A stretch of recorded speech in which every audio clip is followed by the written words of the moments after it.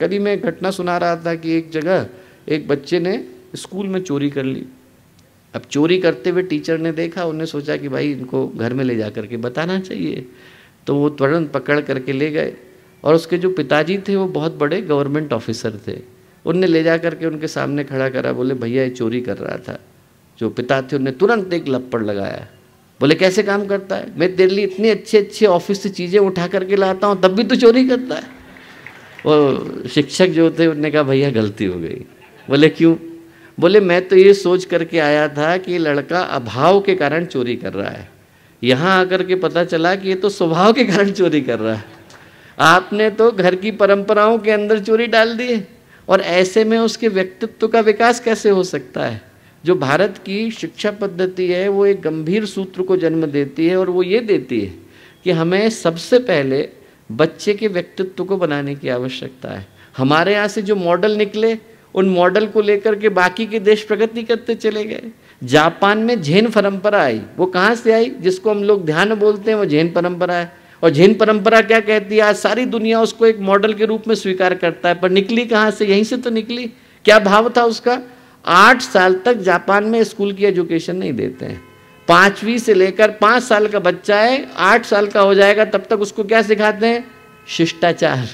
सिर्फ ये सिखाते हैं कि बड़े आएंगे तो खड़े कैसे होना है, आपको जाने के बाद इस जगह की सफाई कैसे करनी है, आपको निकलना है तो किस पंक्ति में निकलना है, सामने वाला आ गया तो उससे बात कैसे करनी है।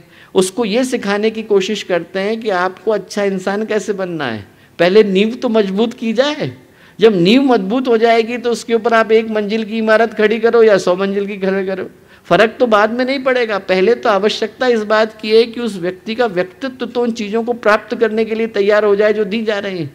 गुरुदेव ने कहा कि जो विरासत है वो एक ही आधार पर तय होती है कि व्यक्ति को उसके जीवन की मूल बातों का मूल्य आ जाए। बाकी की सब चीज़ें, एजुकेशन दे दी हमने उसे बहुत बड़ा नोबल साइंटिस्ट बना दिया, हमने उसको सारे पुरस्कारों से नवाज दिया, और उसके बावजूद यदि उसको ये नहीं पता है कि ये जो कूड़ा है मुझे कूड़ेदान के अंदर फेंकना है, तो जो पढ़ाया है वो किसी मूल्य का नहीं रह गया।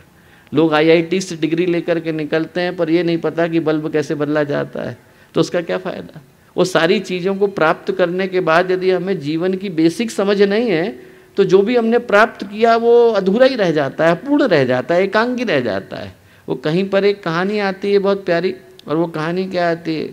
एक बहुत बड़े विद्वान थे, कैम्ब्रिज से डिग्री लेकर के आए, और लेने के बाद क्या हुआ, अपने घर को जा रहे थे, रास्ते में बाढ़ आई हुई थी, तो उनने नाविक से कहा, भैया जो पार कराता था, बोले आप पार लेकर के चलोगे? बोले हाँ लेकर के चलेंगे। बोले अच्छा ठीक। अब रास्ते में उनका बात करने का मन हुआ, तो जो नाव चला रहा था उससे उनने कहा, क्यों भैया तुमने फिजिक्स पढ़ी है? बोले बाबूजी हमने तो पढ़ी नहीं। बोले अरे तुम्हारी चौथाई ज़िंदगी बर्बाद गई, फिजिक्स नहीं पढ़ी तो क्या पढ़ा।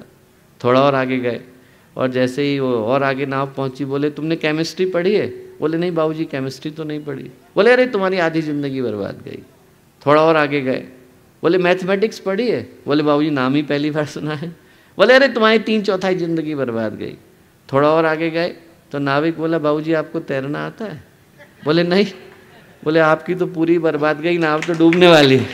बोले मैं तो तैर करके निकल जाऊँगा। तो जो विद्या है वो यही बताती है कि भवसागर में तो हम लोग फंसे हुए हैं, हमारी नाव जो है वो भवसागर में हिचकोले खा रही है। बहुत बड़ी डिग्रियां भी व्यक्ति ने ले ली, पर यदि उसको जीवन का मूल्य ही नहीं समझ में आया तो जो भी प्राप्त करेगा वह किसी मूल्य का रह नहीं जाता है।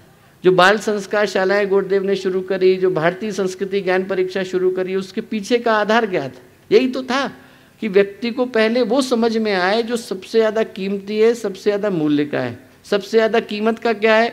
हमें ये समझ में आ जाए कि सुबह उठना कब है, दिन को गुजारना कैसे है। लोग पूछते हैं कि टाइम मैनेजमेंट कैसे किया जाए। एक बहुत ही सरल सूत्र है कि सुबह 4 बजे उठना शुरू कर दिया जाए।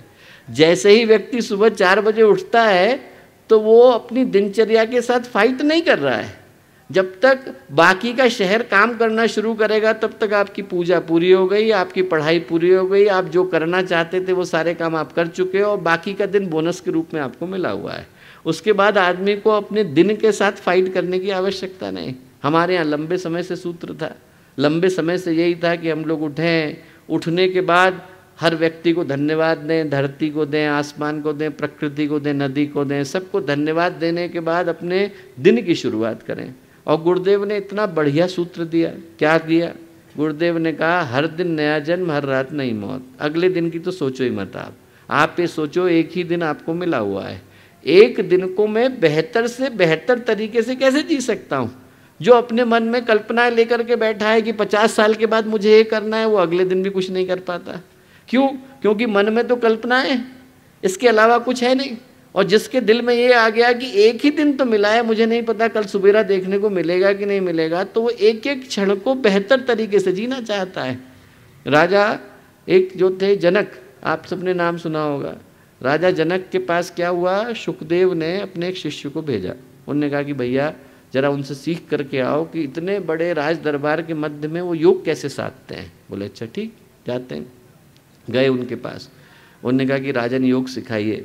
बोले योग तो मैं बाद में सिखाऊंगा, पहले एक काम करिए, आप मेरी राजधानी जरा घूम करके आइए। बोले ठीक, घूम के आते हैं। बोले एक काम करिए, आप जा रहे हैं तो ये साथ में क्या करिए कि एक तेल का गिलास दे रहा हूँ, इसको ले जाइए। ये पूरा लबालब भरा हुआ है, ऊपर तक भरा हुआ है। बोले आपके पीछे एक सैनिक चल रहा है, यदि इसकी एक बूंद भी नीचे गिर गई तो आपकी गर्दन काट देगा। बोले अच्छा। अब घबरा करके गए वो। 9 घंटे के बाद लौट करके आए। राजा जनक ने पूछा उनसे, भैया हमारी राजधानी में आपने क्या क्या देखा? बोले कुछ नहीं देखा साहब, पूरे टाइम तो गिलास को देख रहा था मैं। तो राजा जनक बोले भैया उसी तरह से मैं योग को साधता हूँ। मुझे पता है कि किसी भी क्षण वो जो अंतिम बूंद है वो गिर सकती है, और जिसको ये पता है कि किसी भी क्षण वो अंतिम बूंद गिर सकती है, वो अपने जीवन का बेहतर से बेहतर उपयोग करना सीख जाता है। गुरुदेव ने यही बताया, हर दिन नया जन्म, हर रात नई मौत। सुबह उठें तो ये सोचें आज का जीवन हमें मिल गया, रात को जाएं तो ये सोचें भगवान ने जो देना था वो अच्छी तरह से दे दिया, अब दिन को समेटने की बारी है। समीक्षा कर लें, एवेल्यूएशन कर लें, जो सोच करके ज़िंदगी शुरू करी थी उसको हम लोगों ने पूरा किया कि नहीं किया। जो विद्या है उसका आधार गुरुदेव ने एक ही दिया कि व्यक्ति का व्यक्तित्व बने, व्यक्ति अपनी दिनचर्या को बनाना सीखे, व्यक्ति अपने रिश्तों को बनाना सीखे।